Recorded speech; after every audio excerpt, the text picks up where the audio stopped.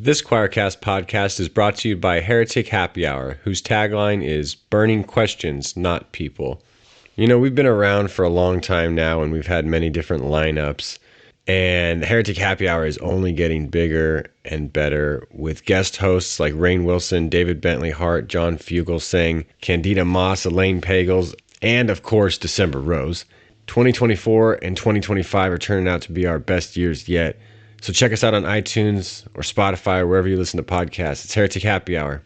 We hope to see you soon. Western Christianity has spent the last 2,000 years telling everyone they're separated from God. This is Not Church with John and Nat Turney and Bethany Shea. Well, hi, everybody. Welcome to the podcast. I'm so glad that you're here today. This is Not Church is the name of the podcast. I'm here with John. You want to say hi, John? Hi, John. Okay. Did I already say my name was Bethany? I don't think you did. I don't think I did. Well, hi, I'm Bethany. I'm glad to be here. Well, we've got a great guest for you today. Nat is out of town and he's not able to join us today. So it'll just be John and I holding down the fort. But just to introduce our amazing guest, we have Arundhathi Subramaniam. I'm saying it wrong. I'm so sorry. But she can correct me in a minute. She is an award-winning poet and writer on the sacred. Her 15 books include the poetry collections of Love Without a Story and the Gallery of Upside Down Women and a poetry anthology called Wild Women. She has worked over the years as a curator, critic, and poetry editor, and divides her time between New York, Mumbai, and Chennai. Am I saying that right, Chennai? You're saying it absolutely right. Oh, fantastic. Wonderful. Well, hey, welcome to the podcast. We're so glad that you're here with us today. It's great to be here, Bethany and John. Look forward to this. Thank you. Yeah, you have a new book out that, well, I guess it's been out for a while, but it's been republished in the United States because before that it was mostly in India. Is that correct? That's right. It was published in India in 2021. Okay. And here just a couple of months ago. Yeah. It's a beautiful cover, Women Who Wear Only Themselves, 4 Travelers on Their Sacred Journeys.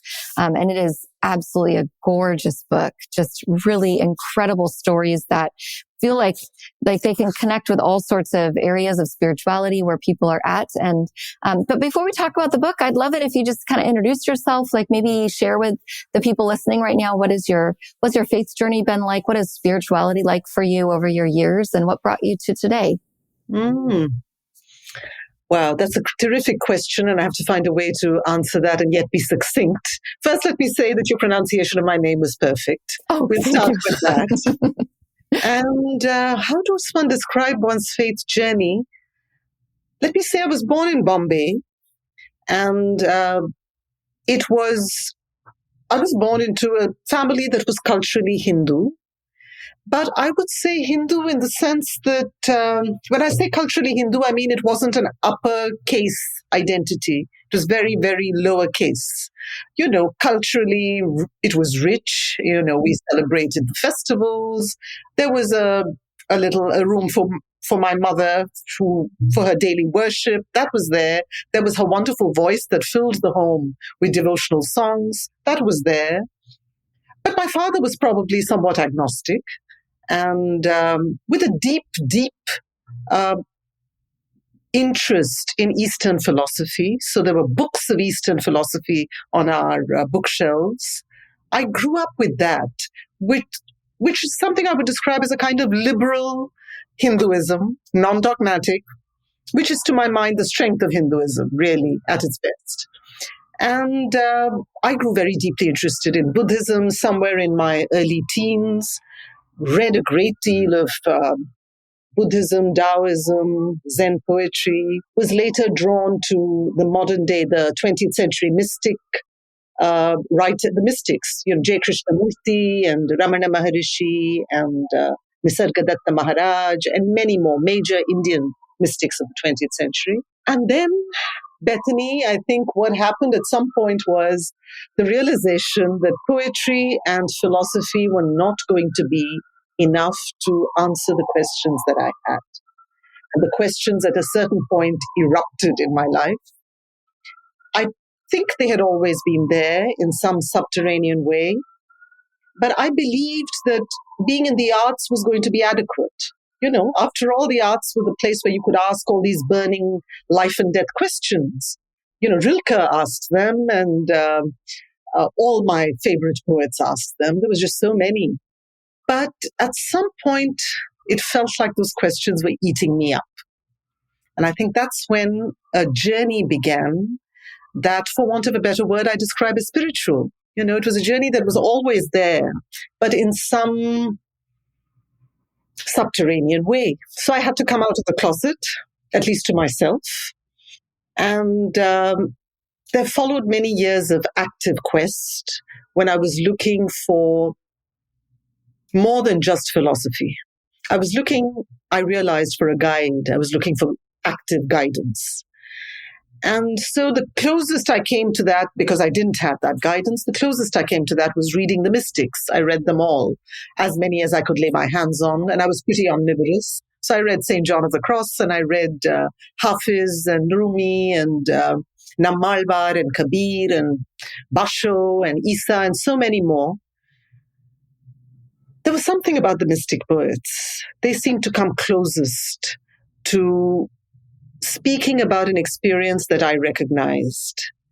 I had been through a period of what I call a kind of wordlessness. I'd been through an intense period of about a week, which I couldn't quite give an explanation for to myself. It happened in 97. And the only writers after that who made sense to me were those whose voices had the kind of hoarseness that the mystic poets brought to their poetry. What do you mean by that? Can you share a little bit? I think the finest poetry is not in a hurry to join the dots. It's about a kind of yearning, a nameless, wordless yearning. It's about bewilderment. It's about not being in a hurry to reach for the glib conclusion.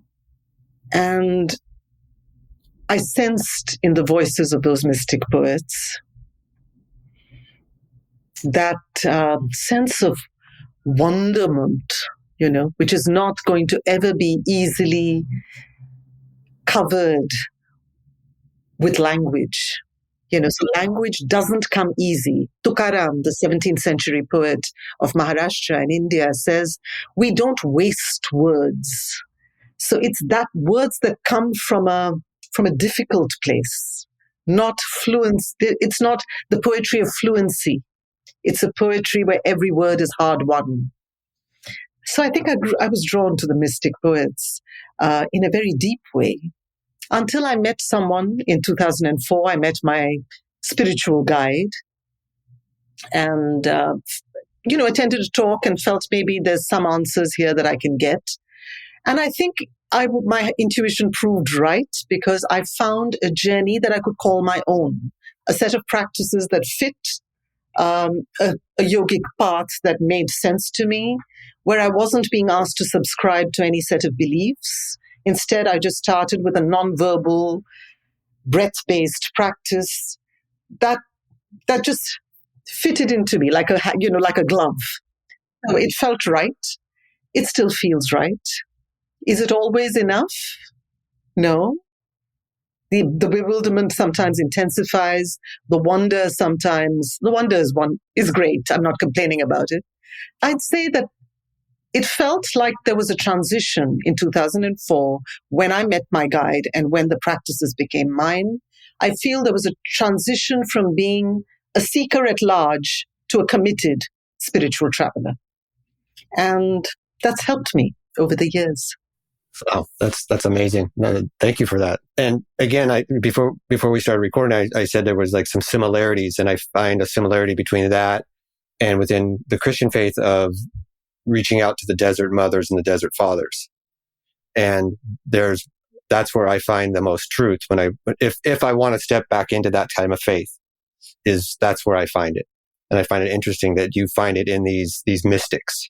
Yeah. Yeah. Like this sense of, wilderness wisdom almost Mm. that Mm. that isn't always captured in words as much as we would like them to be. It's like a full body holistic experience that we have to walk into in some ways. And I just think that your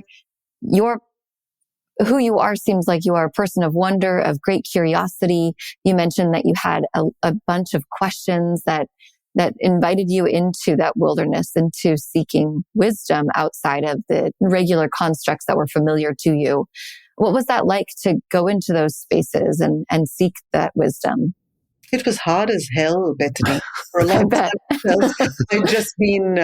I felt abandoned. I think nothing new about any of that, but I felt it. You know, it's not easy when you're actually in the middle of it. And, the mystic poets can rescue you up to a point, but the journey is yours. So I think many of the things that are not original, but are deeply true, very dry, very arid, very, I felt words came from a place of habit and compulsion rather than from a place of real groundwater. And so I was searching. I was deeply homesick. What do you mean by that? Homesick for what? For a much deeper, truer sense of home. I grew up in Bombay, which is a city of many languages and many. India is a country of many faiths, and I'm grateful for all of it. But I often felt I had no clue where I belonged. So my early work, even my poetry, was about trying to measure that gap between where I lived and where I belonged. I had no clue where I belonged, but I knew where I didn't want to belong, culturally, politically, all of that. But where did I belong? And that question it gnawed at my innards, I think. And that's why the poem that starts the book, give me a home that isn't mine, where I can slip in and out of rooms without a trace, never worrying about the plumbing, the color of the curtains, the cacophony of books by the bedside, a home that I can wear lightly, where the rooms aren't clogged with yesterday's conversations, where the self doesn't bloat to fill in the crevices, a home like this body, so alien when I try to belong, so hospitable when I decide I'm just visiting. It took me a long time to write that poem. Do you feel like that poem is still true for you? Yes. And at the same time, I think on good days, I think it was John who talked about the good days and the not so good days. On the good days, the poem is true for me joyfully, multiple, a state of belonging that sometimes seems piecemeal on a good day can seem like an exultant state of multiple citizenship. Right? Well, that's my home. I belong here and here. Isn't that wonderful? And there, off the earth and off the sky and off from India and the US and the hermitage and the court, as I put it in one other poem. So it's wonderful, that sense of a complex identity. Those are the good days. There are days when you feel, the homesickness returns and you feel, how does one create or how does one maintain a kind of creative equipoise between these identities? You have to be in a state of creative tension, right? That's how a hyphen holds. So I'm not always a perfectly balanced hyphen. Yeah.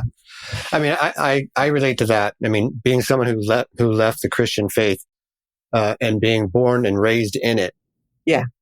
There's this identity issue sometimes for me, that there are days where I long for that identity that was maybe not right for me, but was solid and stationary, and I could rely on it to a certain extent. But then the questions, right? I had all these questions and the questions weren't answered there and couldn't be answered there. So I left that part of my life behind, but I do miss it sometimes, I have to say. Yes, definitely. Yeah. I would love to ask you more about that, John, at some other time. It would be so great just to even know where does home look like for you now? So we should probably interview you sometime for that. Part of that is a very similar journey to you. Is I stepped into Buddhism. Okay. As a place that I felt most secure. I felt most connected. You talk in here about finding the guru, but sometimes the guru is somebody who has been gone for hundreds of years. My teacher, or whatever you want to call it, it was Thich Nhat Hanh. I've never met him. Now I can't meet him. He's passed on. But I found that very, very interesting in your book also. This idea of having a guru who is 300 years gone, but still someone's guru. Yes. I'll let Bethany take back over. I interrupted you. I'm sorry. No, you're great. It just makes me think of how connected all these things are. Like spirituality is so connecting, and how, my guru, if we want to use that word, would be Jesus, and he's been gone. I mean, obviously there's the belief that he's been risen from the dead, but, he died 2,000 years ago, and still I seek after his wisdom and the words that he speaks in life. I'm just curious about that thirst that you said that you have, that sense of insatiable longing for truth, for seeking a home outside of the constructs that you were handed. And I'm curious about that, in that thirst, in that sense of wanting to be quenched, essentially, what, did you find yourself drinking from tepid or brackish pools in the process, or were you finding yourself drinking from water that was satisfying, or what was that like for you? Brackish, and I'll say a lot of the seeming hydration I was getting was secondhand. It was secondhand wisdom. Secondhand wisdom at a certain point didn't seem to be enough. And I think that's what draws me to the mystics again and again of any persuasion. They're not speaking from second-hand experience. They're talking about a first-hand experience of spirit, or whatever you might call it. So that sense of a living experience of sacredness from which they speak, to me, that was important, not something that felt like academic wisdom.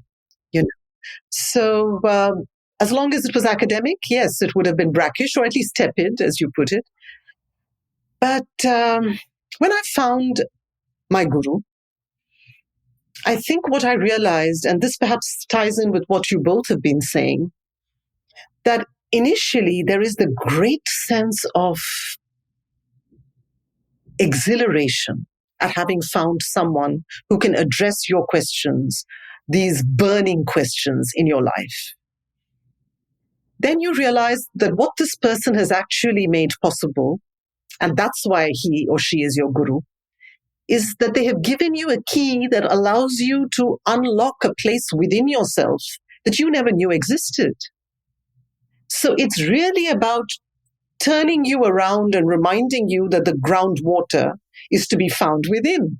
Now, all of this I could have told you a long time ago, and I could have told myself a long time ago, but to live it is something else altogether.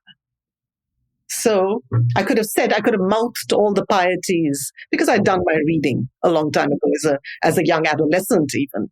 But to actually know what it's like to turn around and start accessing your own inner groundwater was something I didn't know how to do.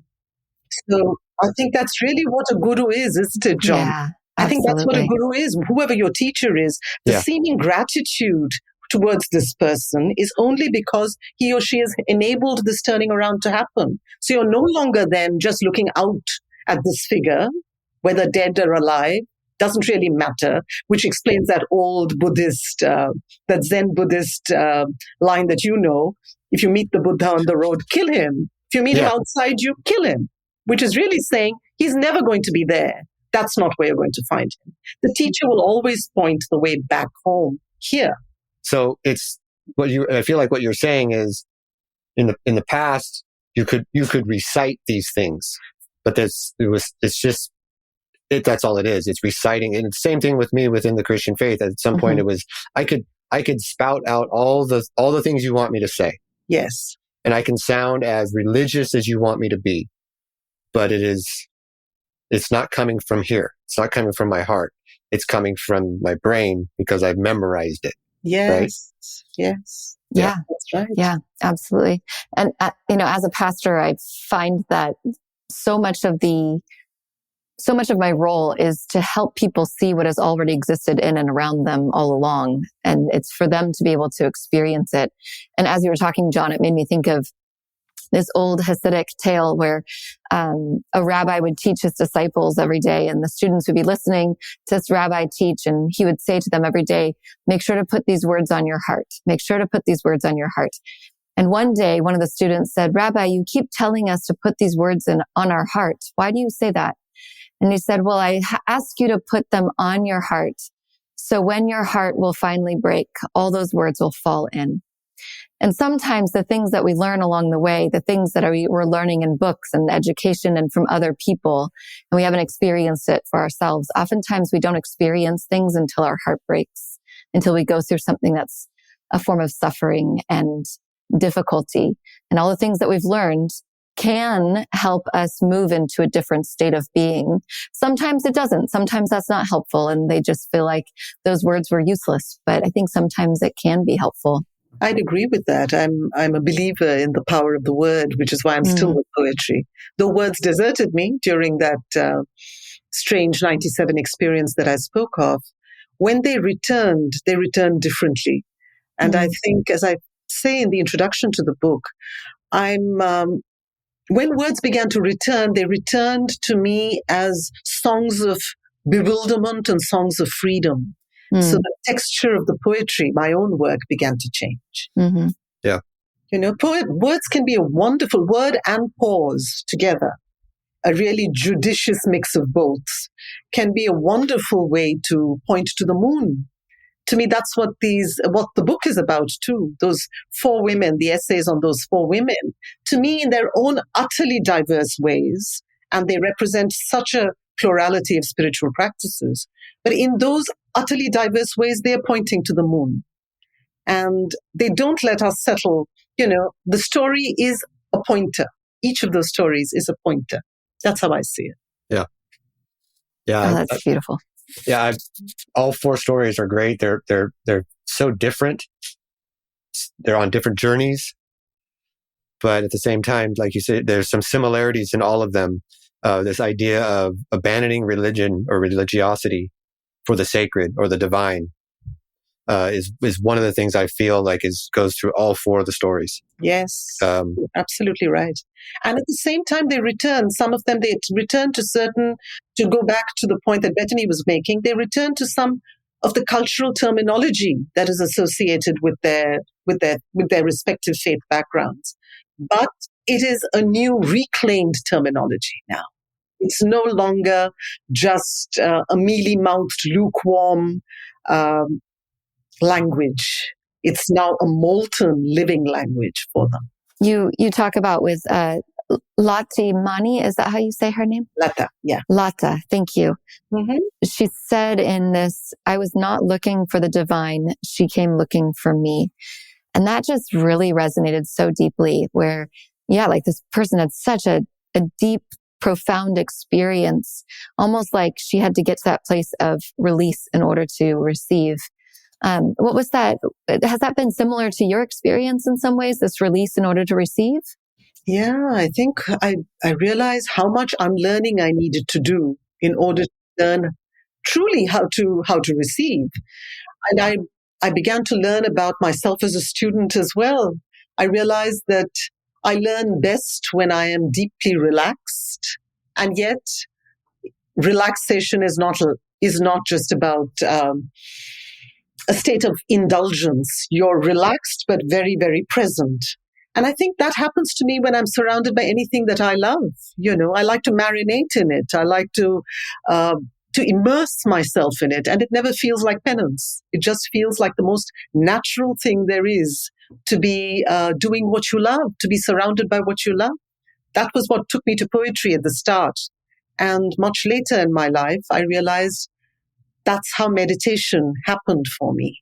not because I was whipping myself into a state of solemn, I wasn't putting on my mantle, my self-conscious mantle of meditator and saying, now I've got to look solemn and poor-faced and sit down and do my penance. It happened to me because the practices made it possible. The practices themselves were a thing of joy and remain to me deeply energizing.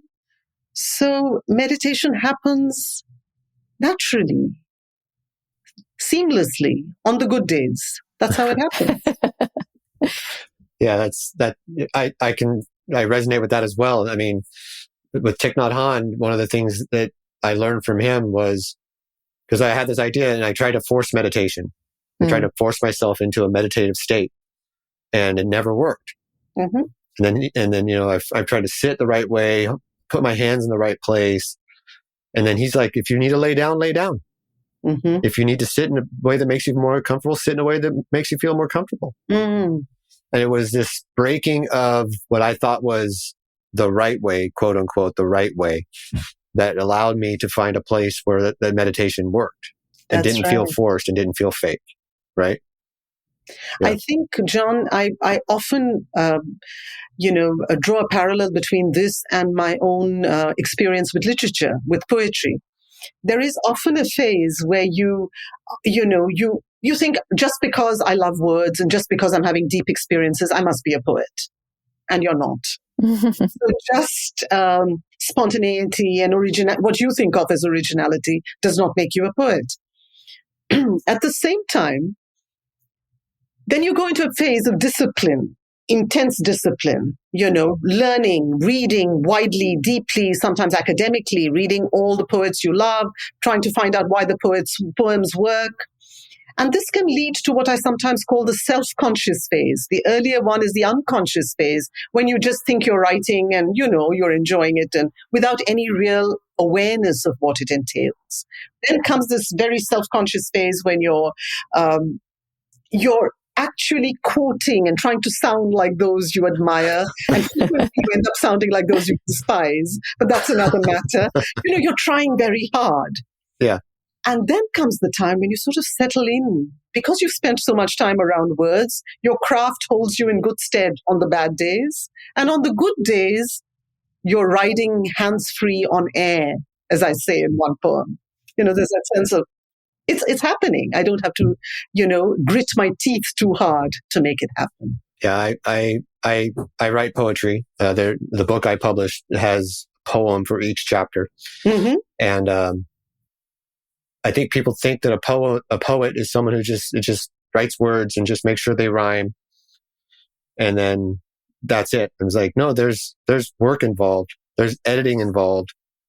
I'll go back to a poem and I was like, that, I don't know why I wrote it like that. That doesn't make any sense at all. And I'll change it.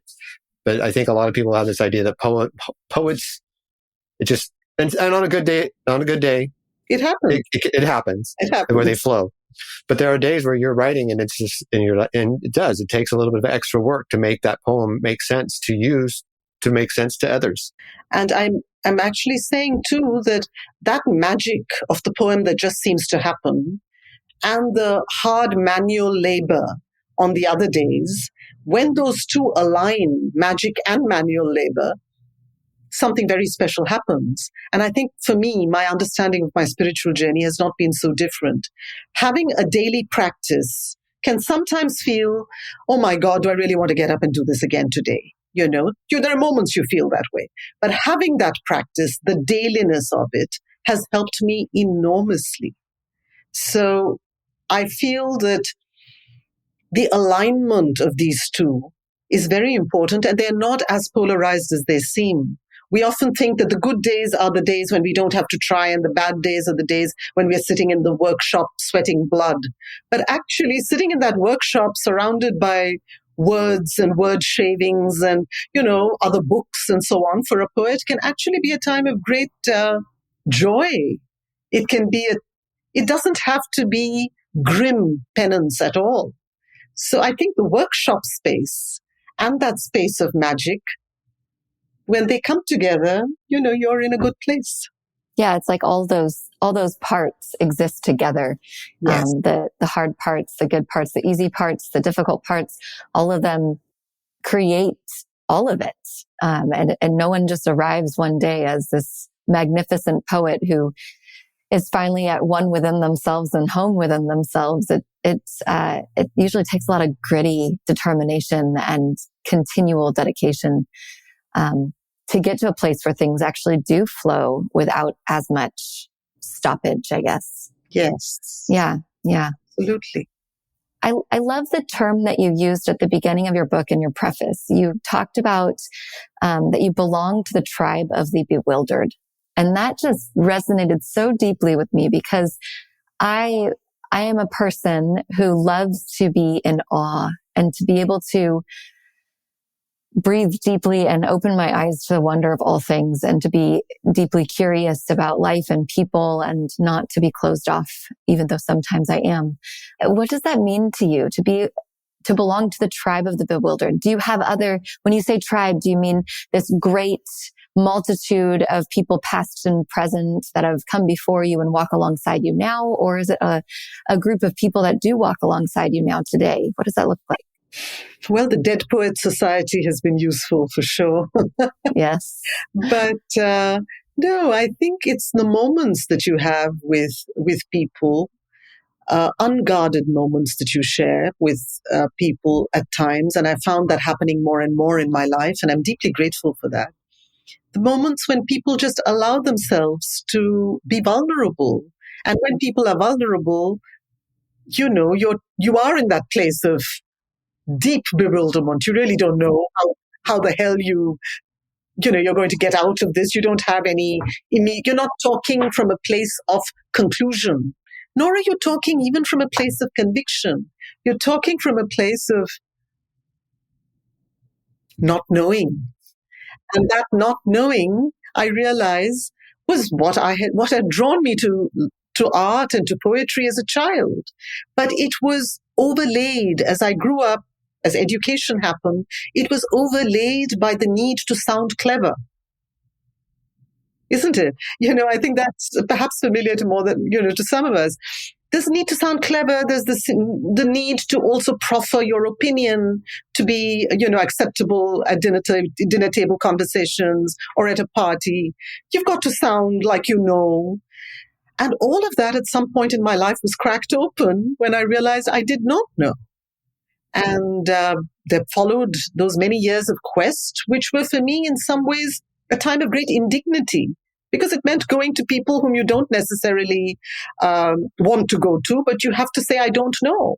And is there something that you have to offer? Can I check this out? Can I explore this? So it meant eating humble pie in a way. Yes.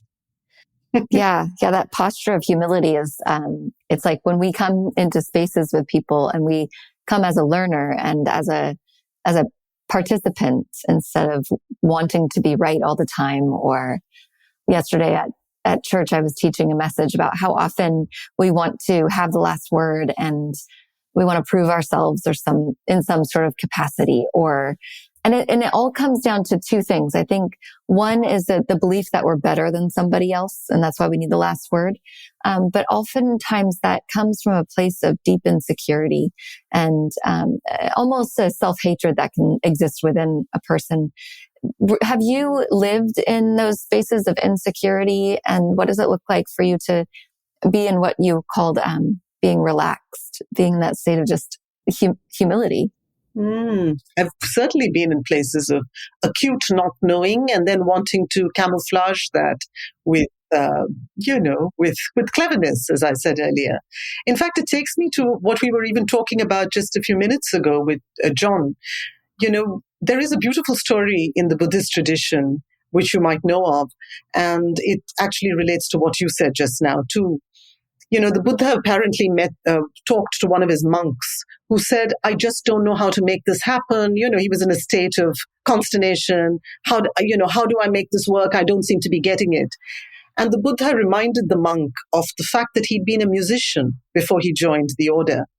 And he said, when you played your instrument, the veena, do you remember that the strings could never be too taut or too lax? If they're too taut, the string breaks. If it's too lax, there's no music. You've got to have them fine-tuned. And I think in many ways, that for me, when I first read that story, I felt it was a deep pointer to the way I needed to be leading my life. That is, you keep the discipline going, but you don't become some kind of joyless ascetic. And at the same time, you keep you have the joy going and all of that, but you don't allow yourself to just become a kind of flabby, self-indulgent, lotus eater either. So it's about the two. You're constantly fine-tuning the instrument of the self. To me, that's what yoga gives me on a daily basis. A way to fine-tune the instrument that is the self, which includes the body, it includes the mind, it includes the breath, all of it. Would you say that that's how you cultivate spirituality in your life today? Is through yoga? Yes, very much through yoga. And it's the path that I follow is what's called Isha Yoga. Sadhguru was my guru, has been my guru. And I think the practices that he offered me, just this blend of what's called Kriya Yoga and meditation, that has worked well for me. It's helped me enormously. That's beautiful. I love that. What is something that tends to energize you, or what is something that tends to drain you in your spiritual practices? In my spiritual practices? Or even in your life? I think, a lot of conversation that is in any way contrived or forced or, that can be very, very draining. I like people. I enjoy people, but I can I can feel my energy is draining. And I feel the conversation isn't coming from, a deeper place within the self when they aren't talking about something that matters to them. So I think that I do find draining. But I do like people, so I'm not as misanthropic as I once thought I was. But I like it when conversations feel real. What else do I find draining? Well, I think I remember my guru saying this at one point, when I was asked, oh my God, do I have to keep doing this practice every day? I mean, the sheer drudgery of doing a practice every day can be, when you think about it, it can seem oppressive. And I remember him saying, no, you don't have to do it every day. You just have to do it today. And to me, that shifted something for me. And I realized I don't feel drained if I just have to do this today. Oh, that is such good wisdom. I love that. I love that. I feel like as human beings in general, but maybe just Western thinkers, I find that so many people find their thought patterns going to the past, like former regrets and things that are just hard to let go of. And then, or they're like, worried about the future and really focused on what's coming next and anxious about all sorts of things that we future trip on. Yes. And I think like having that mindset of just for today, just for today. I'm going to use that. I'm going to use that for work. Yeah. When I wake up, I was like, do I have to go to work every day? No, just today. Just today. I love it. I love that. I know, yeah, that's really helps me. Yeah. Yeah. Does that help you stay present to the moment? Like, are you a very present person? I don't know, Bethany. It's a hard one to describe. I think I'm present with people. When I'm with people, I'm quite present to them. My thoughts can play havoc with me too. But I feel I've been given the tools to work with myself, the tools to bring my thoughts back. Meditation is a wonderful way. So I don't feel as unanchored and unmoored as I was before 2004, before I had practices that helped me to return to myself. So of course I forget, but then I also return. Do you get to share some of those practices with the people in your life? Like, do people come to you for spiritual guidance beyond your books and poetry? Like, are they knocking on your door and like, will you teach me? Well, in some ways, I will say that because my own writing changed, Bethany, at a certain point, I realized that the binary that seemed to exist, where I was a poet in one sphere and I was this writer on spirituality in another, that's blurring much more now. So I feel very often that when I do live events, that one is inviting people to a place of presence, really, whether it's through word, through the poem or through the pause. One is inviting others and the self to inhabit that place which is the source, which is the source of all the octane that language derives its energy from. That place, which is latent and very alive, that's what we're all seeking, isn't it? I didn't know that that's what I was seeking. I thought I was looking for the meaning of life and that it would come to me in some verbal terms. This is the meaning of life. You realize somewhere along the way it's not going to, at least I realized that that's not what I was really looking for.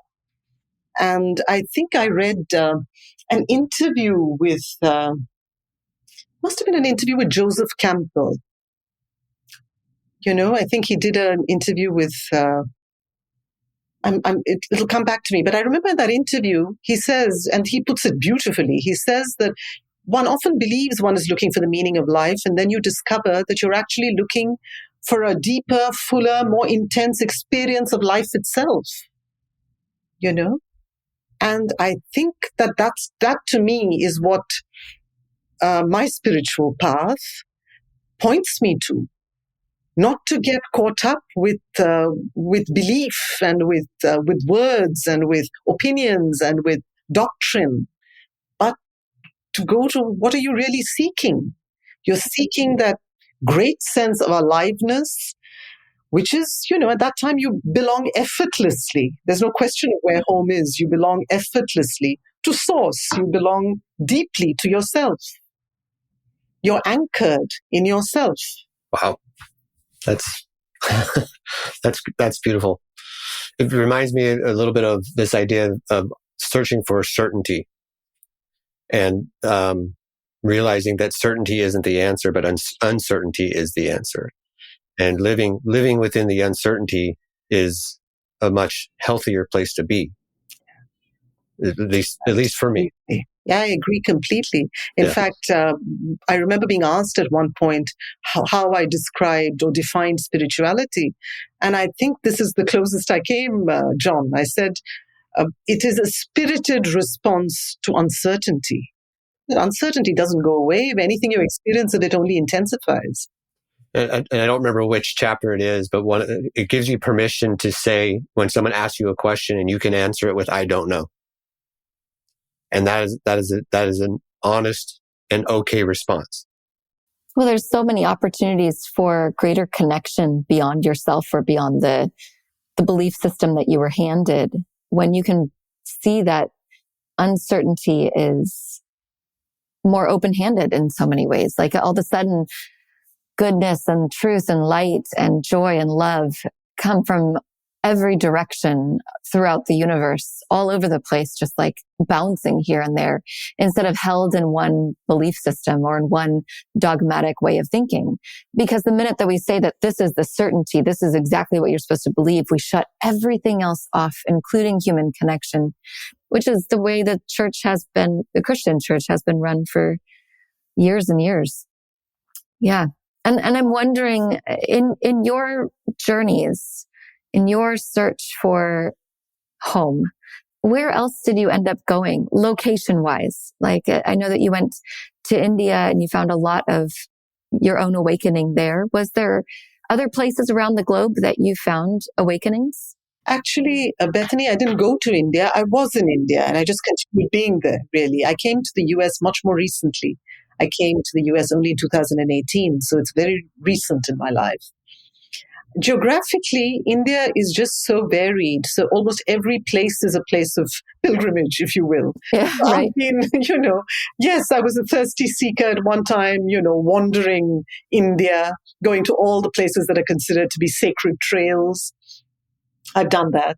I even wrote a book called Pilgrims India, which is an anthology of sacred journeys by believers and unbelievers and agnostics. And I wanted everyone in there.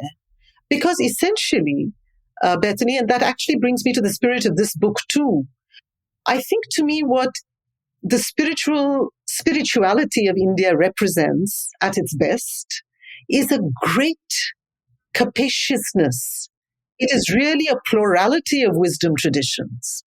To me, to be able to acknowledge that has been very important, particularly because otherwise we just allow ourselves to have our faiths ironed out and flattened, by vested interests. But if you really were to look at the spirituality of the subcontinent, it is such a welter of wisdom traditions, contemplative, ecstatic. Even the women in this book are on such different paths. One is a woman of the head, the other is a woman of the heart. One is on the path of yoga, Nada yoga, which is the yoga of sound. The other is on the path of tantra, which works deeply with the body. A third is on the path of bhakti, which is devotion. So they're all very different temperamentally and in terms of their spiritual practices. One is a monk and the other is a woman who says she's derived a great deal from her consort practice. And that's how her spirituality evolved. So just the sheer staggering plurality, that can be accommodated within this broad rubric that we call Hindu. To me, that was something worth talking about. Not flattening it into some kind of flag-waving religious identity, not like that. But to really look at it as living, breathing traditions of today, living traditions. Not traditions of the past.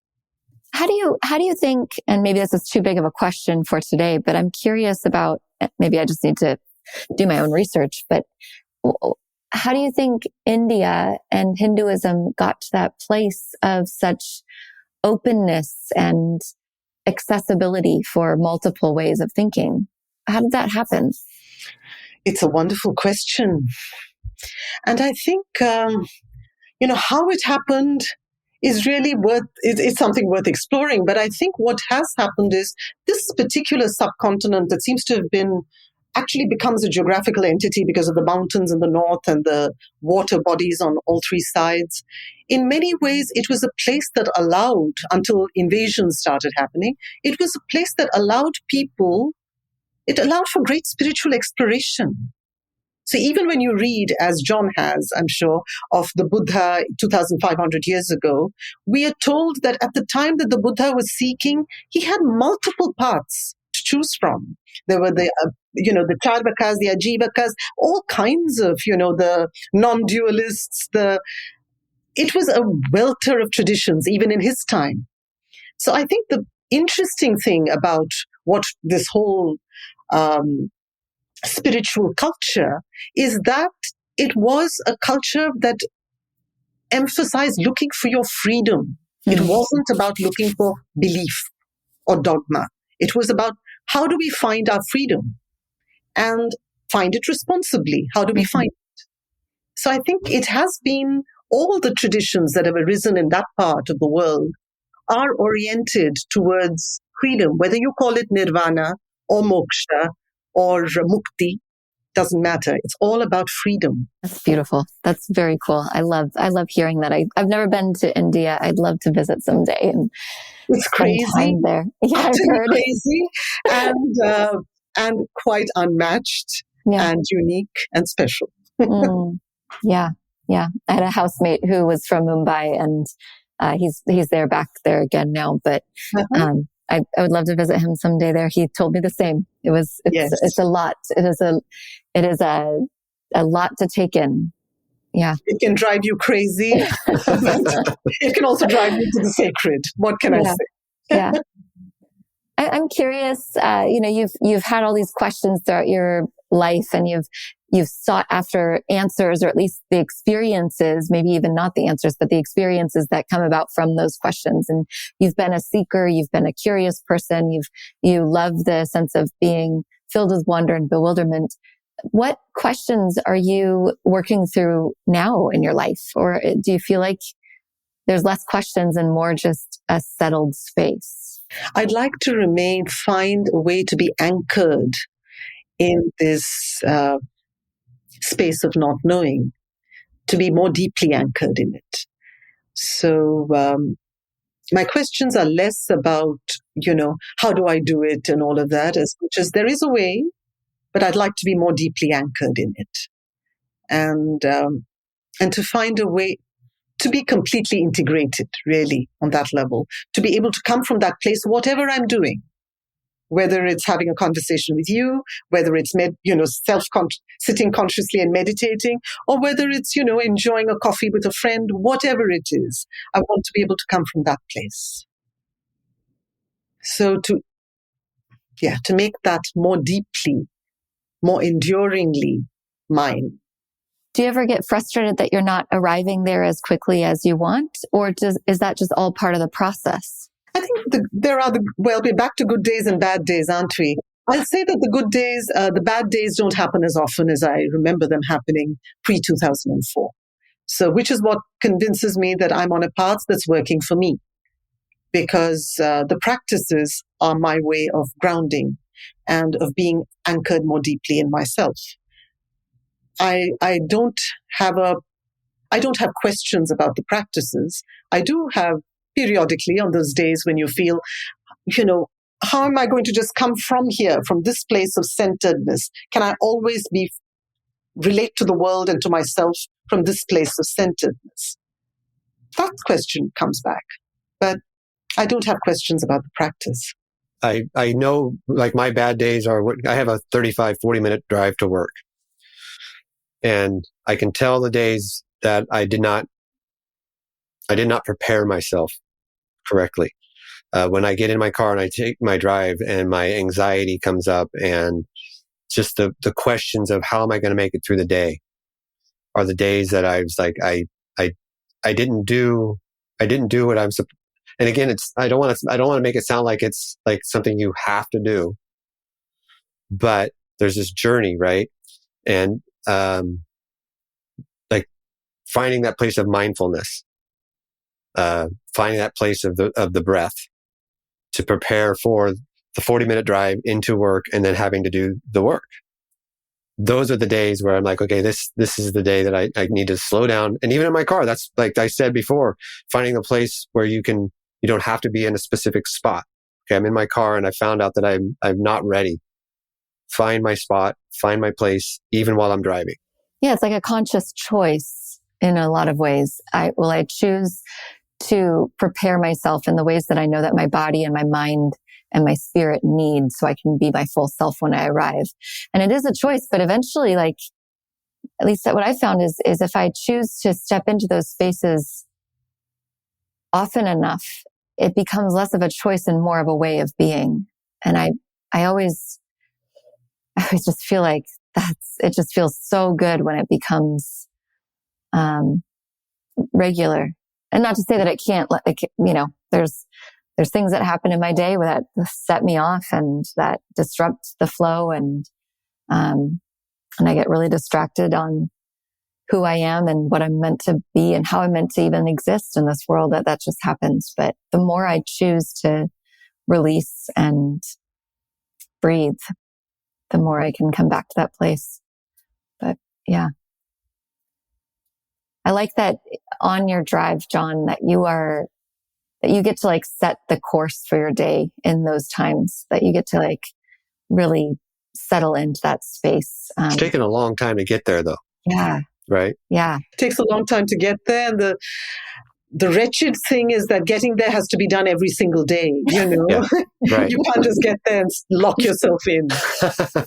Yeah. Well, and I think some people are just, their brains and bodies and spirits are just designed differently than others. Some can get to those spaces way easier than others.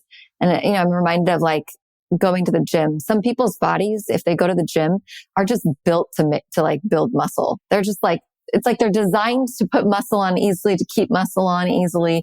And other people have to work so hard to get the same results that somebody else doesn't have to work as hard for. And it doesn't mean that we can't all get there. It's just that the journey there is longer for some than others, or takes more intention than others. Yeah. And at the same time, I think that whoever we are, if we are able to align our bodies and minds and hearts and our breath, and, the alignment is about as much as we can work on. The rest really is not of our doing. That's all we do. We just align and we receive. That's the antenna that the human system, I think, is. You are it's a magnificent instrument, as these wonderful women mystics remind us of again and again. It's a wonderful instrument of the sacred. It's not an impediment that has to be cast aside in any way. But I think also when that alignment happens, each one discovers their own brilliance. And I do believe that each one comes to this life with some kind of brilliance, and it's not always in the same thing. It's not all of us will have those perfect bodies that some seem to acquire with such ease at the gym. But each one comes with something that makes them so dazzlingly themselves. And I think that comes to the fore when this alignment happens. And I see that in this book with all four of these women. They all have come to themselves in their own specific way. That's right. And they are amazing human beings for who they are and what they bring to the table. I don't have a question in that, just a statement of how well this is written. And at least that's something I took from it. Yeah, the way that you elevate these women, their stories, their experiences, how their experiences shaped you and how you came as like a learner in their wisdom is just absolutely beautiful. I feel like I could read this again and again and just continually soak in the experience that you had of their experience, that it's all connected. So thank you for this. Yeah, absolutely. Yeah. Arundhathi, it's absolutely beautiful. And you wrote an incredible book. Are you working on anything next, or is there a place that people can find your work beyond books and find what you're up to? Yeah. I am on Instagram and Facebook, and I'm on arundhatisubramaniam.com. That's the website. I have a book of poems that's just out, women, the Gallery of Upside Down Women. And that's because some of these women mystics whom I've been archiving for the past decade almost inevitably leaked into my own poetry. So they're there, and I think they remind me, at least, that in an upside down world, if you have upside down women, they're actually the right side up. So it feels like those are songs of freedom and sanity as far as I'm concerned. And I'd like to be reading more from that book in the coming year as well. Wonderful. Wonderful. Well, thank you so much for being with us today. Thank you very much. And everybody who's listening, you can find her book in our show notes and anything else that we will post in there, so you can be in contact with this incredible woman. So thank you so much for being with us today. John, did you have any last thoughts before we close up? No, just again, thank you very much for taking the time to talk with us. This has been an amazing conversation that I have enjoyed immensely. Yes. Likewise. Yes. Truly. Likewise. Thank you. Thank you for listening to This Is Not Church. Be sure to rate and review the podcast on your platform of choice. If you would like to partner with us, visit patreon.com/thisisnotchurch, where you will receive exclusive content such as early access to episodes, videos of upcoming episodes, and live Q&A sessions. Be sure to check out our Facebook group or follow us on Twitter and Instagram. All the links are in the show notes. We'll be back soon with another episode.